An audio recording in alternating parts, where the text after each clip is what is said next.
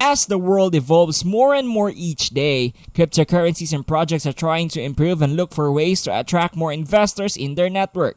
If they want more people to look into their crypto, they must keep on evolving and try to stand out in order to reach the top of the leaderboards. And when it comes to the gaming industry of cryptocurrencies, there are only a few that really attract the mass audience. And when talking about games that can and will take you to the digital world, there are none others like Decentraland and Gala games. But before we head on to that, what's poppin' everybody, and welcome to another video from Crypto Cash Out, the channel that loves talking about the digital world just as much as it talks about crypto. In this video, we are going to talk about two different projects and make comparisons between them.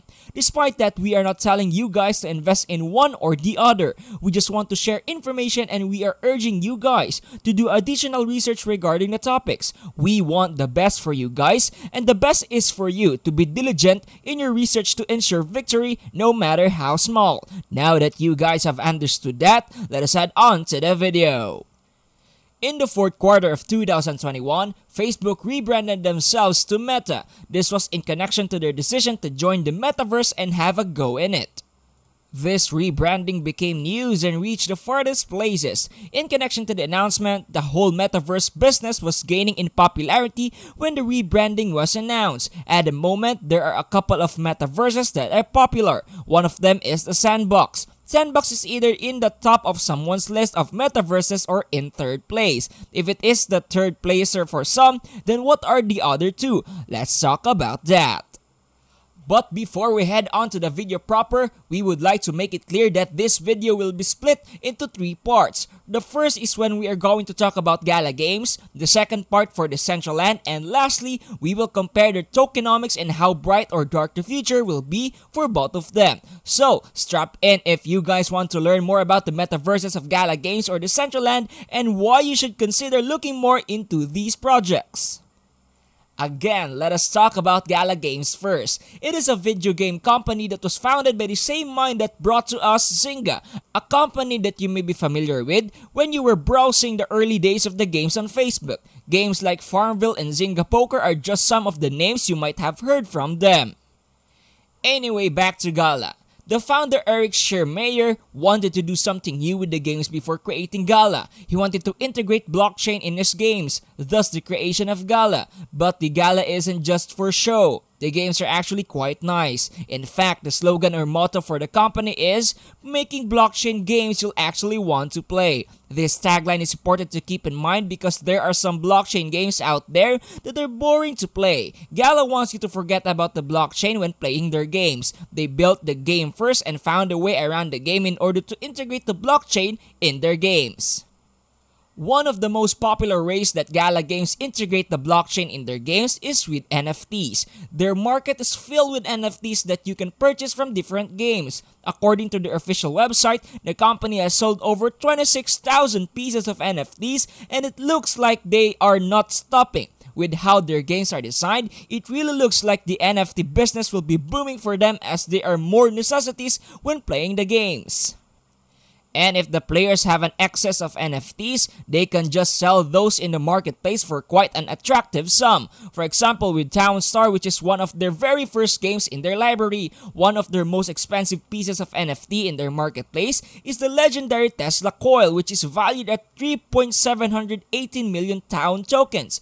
If you want to know how much that is in USD, that is roughly $290,000 at that time. You heard me right, that much for a single piece of NFT. If you add all of the NFT they have sold so far, it would almost amount to almost $3 million according to their official website. But that isn't even the best part of their NFTs, because again, you can sell the NFTs you earn to gain some tokens, especially if you get bored of the game you are playing. You can now sell these tokens to earn fiat assets, or what you can do is use the tokens you earn from selling the NFTs from a specific game and buy NFTs in another so you can play that game. This means that if you get bored from a game, let's say Townstar, you can take a break from it and take your tokens to another game in order to have fun in another. This gives you choices that does not limit you to one game like with others. And again, they don't just have 1 or 2 games to their name. At the time of writing this video, Gala Games have 11 games to their name. Although 7 of those 11 games are currently in the development stage, the future really looks bright for them, especially with the NFTs they are able to sell. The hype around some of these games, like with the Walking Dead game they have, is also something worth mentioning. For the games that are in beta like Townstar and Fortified, they have already gained quite a big fan base and community, so that is something to take note of. Now, moving on to Decentraland. What is it? In Decentraland, you can explore the whole world and see different lands that people have made for the public to enjoy. Each of these lands are designed for a specific function by the buyers of the land. The lands play an important role in the success of Decentraland because they are basically the digital form of real estate lands. In Decentraland, there is a total of over 90,601 packets of land available for selling, as they are ERC-721 NFTs. They are grouped into individual parcels, estates, districts, and plazas, which are untradeable parcels and are owned by the community. You, as the owner of the lands, have complete freedom on how you want these lands to be like in the future. These lands can then be rented or sold depending on how you want your land to be. There is no limit as to how you want your land to look like or what it will be used for. It will be monetized if you want it to be. You can do activities here such as playing games, attending concerts, and view virtual galleries among others with the land that you bought. The biggest use among the aforementioned uses probably has to be the virtual art galleries. I say that because Decentraland has recently made a partnership with Sotheby's, one of the largest brokers of fine art in the whole world. This means that the art pieces and NFTs sold within the galleries of Decentraland can be sold to one of the biggest auctioneers in the world, and they have sold their fair share of NFTs. There is a lot of data online stating how impressive the NFT marketplace is for Decentraland, but probably the most jaw-dropping of them all is a piece of land that sold for over $900,000. Insanity! And despite all of their recent success, Decentraland are not done yet in improving their platform and plans to collaborate and work with more companies in the future. They have plans of bringing big names into their platform, and people should not be underestimating them, as they already did so in the past with financial backing from the likes of the digital currency group, Coin Fund, and Animoca have collaborated with some of the biggest names in the market like Samsung, Grayscale, and Polygon. Even the country of South Korea has shown interest in the project and wants to show their support to Decentraland. Now, when it comes to the tokenomics of Decentraland, we also have some things to talk about. The most important thing to note with this is that at the time of writing this video, each token that is based on Ethereum is valued at around $2.18. Now, if we look at the previous month of Mana, the local token of Decentraland, it has been quite bearish these days. Despite this, people are still bullish on the future of the token. It has a market cap of over $4.009 billion, which is a quite lot. Very impressive. The movement of the token is also very active, as there is a 24-hour volume of over $250 million.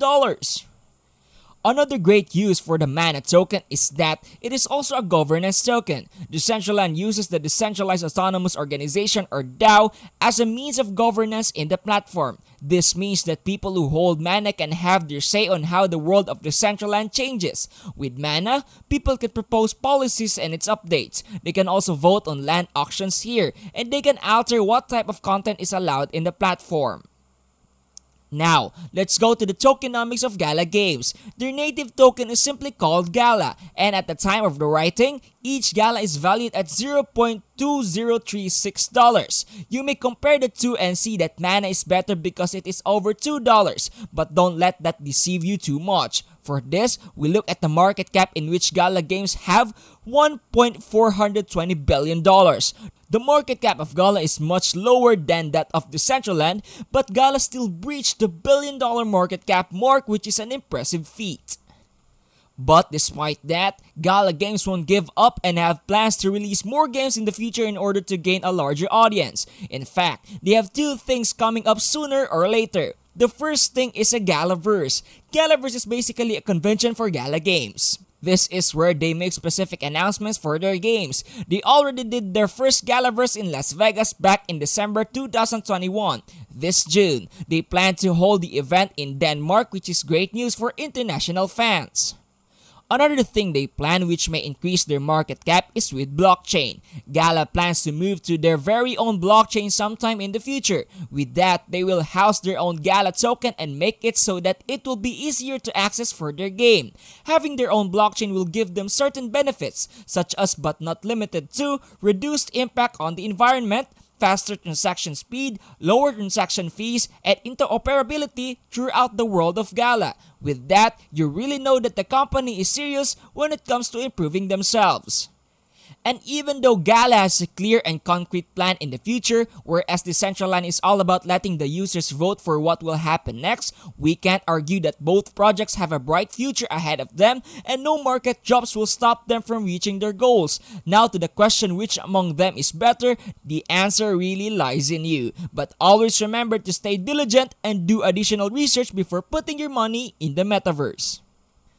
Speaking of Metaverse projects, we have a video on Sandbox, which is another up-and-coming project that also has the potential to make some noise. Go check out that video if you haven't already. Like the video if you want more like these types of videos. You can also subscribe to the channel to help us grow and reach more people. Comment down below if you're a Team Gala or Team Decentraland. We really love reading the things you guys write down. Best comment also wins a shoutout giveaway. Share your thoughts. Thanks for watching. Stay safe and have fun cashing out.